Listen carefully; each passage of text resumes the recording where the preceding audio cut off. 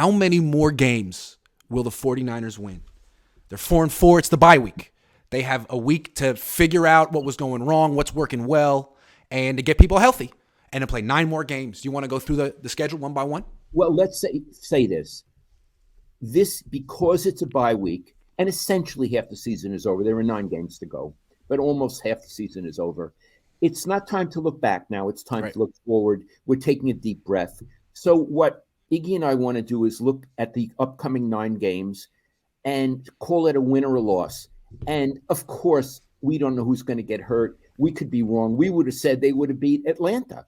So, but Iggy, I want this to be your topic. Let's go game by game, and I'll say if I agree or disagree, but you're better on a topic like this than I am. Okay. And I mean, doing the best I can. You don't know who's going to be healthy or not, but as of today, the Niners got a bye week, and then week 10 at home, Sunday night game against the Chargers, who are 4-3. They have a really good quarterback, but looking at their losses, just a couple of weeks ago, they lost to the Seahawks by 2 touchdowns, and the Niners beat the Seahawks.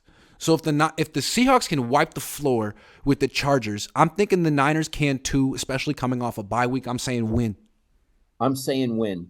I agree with you. I'm going to be writing this down to keep track of what we say. Okay. Yeah.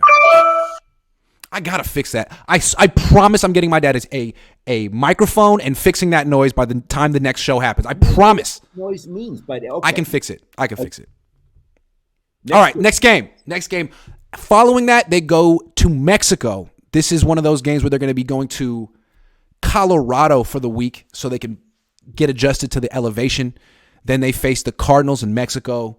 They lost to the Cardinals twice last year. The Cardinals have always played the Niners. Well, they've played the Niners tough for the last 3 years since they've gotten Kyler Murray. That being said, the Niners are 3-0 in the division. That being said, I'm thinking they're going to be coming off 2 wins in a row, and I just feel like they're going to lose this game to the Cardinals, although they certainly could win it. I'm thinking they're going to lose this one. Okay. I'm going to keep your score, not mine. Okay. I think they're going to win that game. Fair enough. They certainly could. I think it's going to be a close one. I'm going to keep your score, Iggy. Okay. You're official and I'm not. So we got them 1-1. You got them 1-1 so far. 1-1 so far. Following that's a Monday night game. So now they got on a short week. They come home and play the New Orleans Saints. They've got a good defense, but they are 3-5, and I don't believe in them. Their quarterback is Andy Dalton. They won last week.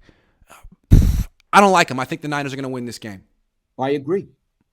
The one thing that gives me pause is that the Niners are 1-4 outside of their division. And so let's just talk about that for a second. They've lost to some bad teams outside of the division. The only team they've beaten outside of their division is Carolina, who fired their coach the next week. So maybe that's just the next day. So maybe that's just one of those things, and it's not who the Niners are, and they'll even out and beat some good teams outside of their division. Or maybe the Niners have a big problem, and they're always going to be unprepared against teams they don't know well because their coaches are all new, so we'll have to find out. Right. If that's a real issue, they're going to lose this game to the Saints. But I'm saying it's not a real issue, and they're going to beat the Saints. What I would add is we're doing this, but at this moment, after almost half the season is gone, we don't know who the 49ers are. Are they the team that ruined the Rams? Or are they the team that lost to Chicago or that lost to Atlanta? So in a way, we're doing this in the dark, but in a way, that's the fun of it. So let's move Absolutely. On. Yeah. Okay. Next game, they got, hold on. Okay, here we go. Week 13, at home again, this time against the Miami Dolphins, who are 5-3, and they just added Jeff Wilson Jr. This is another winnable game for the 49ers, but I think this is one of the more difficult out-of-division games they got left on their schedule. I'm picking Miami. I agree with you on that. So you have them. Mine doesn't. 2-2.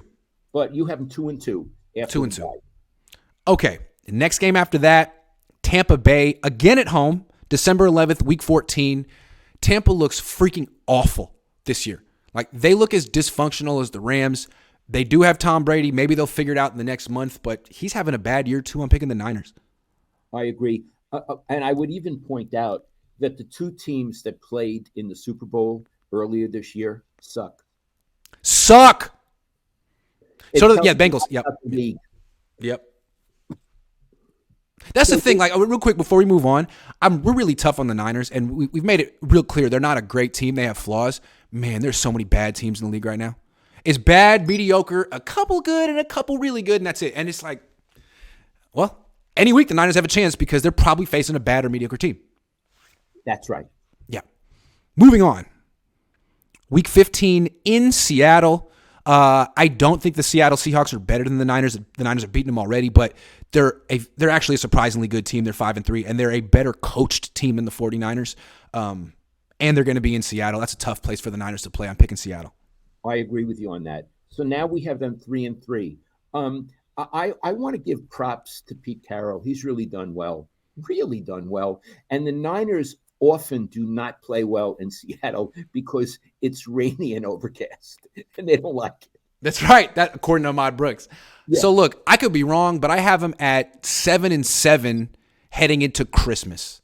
Right. After the bye, so far they're 3 wins, 3 losses. So they need to finish strong here to make it to win the division. Let's see if they do.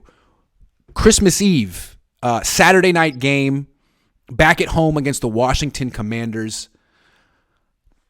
They're 4-4. They're currently starting Taylor Heineke, who seems to be an upgrade over Carson Wentz. I'm picking the Niners. I don't think much of Washington. Yeah.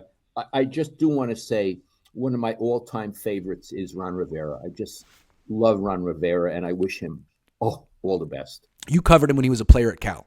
He was wonderful. Yeah. He and John Lynch, of college players that I covered, at the time I covered them, were the most sophisticated, mature, and you knew that they were going to be big deals in football. Got it. Okay, so we got 2 games left. I got them at 4-3 after the bye. Week 17, this is January 1st on the road against the Las Vegas Raiders, who just got shut out by who was it that they got shut out? New Orleans, the freaking New Orleans Saints, who I think the Niners are going to beat. So I'm taking the Niners to beat the Raiders because their coach is – we say that Kyle Shanahan, he's a little bit of a fraud or not a head coach. You want to talk about a fraud. Josh McDaniels. Whoa, that guy's terrible. Terrible. Another Belichick flop. Another Belichick flop. And we knew this about him. He already flopped once. Now he gets an opportunity to flop again, and flopping he indeed is doing. Iggy. Okay, last top. He's doing the flopperoo. He's doing the triple Indy. So, last game. Okay, last game at home against the Cardinals. I had the Cardinals beating them the first time. I don't think the Cardinals are going to beat them twice. If anyone's going to sweep this matchup, it's going to be the Niners. So I picked the Cardinals to win one. I'm picking the Niners to win the final one when they need it. And I'm picking them to win the final 3 games of the season and win the division, 10-7. And let's see. I don't know what Seattle's going to do. Maybe Seattle gets 11 wins. But I'm saying 10-7 for the Niners. I have that here. And you have them after the bye at 6-3, meaning a team that's really coming on. It sounded like you had them at 7-2. You think they're going to beat Arizona twice, which I can't really bicker with. Yeah, but Iggy, forget me. There are things they went 7-2 down the stretch last year. They've done this before. So we're saying Iggy says 6-3. I say 7-2. It's pretty close, but the point is we're both sanguine. Sanguine means optimistic. Why does sanguine mean optimistic? Because it comes from a Latin verb. You can hear it in Spanish, sangre, not verb, noun, which means blood. Mm-hmm. It means sanguine is blood in the body, blood in the face, up for things, optimistic. So we're sanguine about the 49ers. Lively, full of life. Lively. Yeah. Now, so again, what I want to say, we've praised Jimmy Garoppolo. We've praised his team. They started off 4-4. They're 1-4 outside of the division. They don't have any impressive wins so far this year. They could totally fall apart. Neither of us expect them to. We don't. We're optimistic. And you know what, Jimmy, we want you to know that. Kittle, we want you to know that. Kyle and John, we want you to know that. And now it's your time to come through and prove us right. Yep. I mean, the injury issue is going away. You got a bye week at the right time. Players are coming back. The quarterback, although he's not Josh Allen or Patrick Mahomes, he's 7th in the league in passer rating. And you got all these weapons that specifically suit his skill set. Right. No excuses win the Super Bowl. No excuses win the Super Bowl. Make it happen. Do it.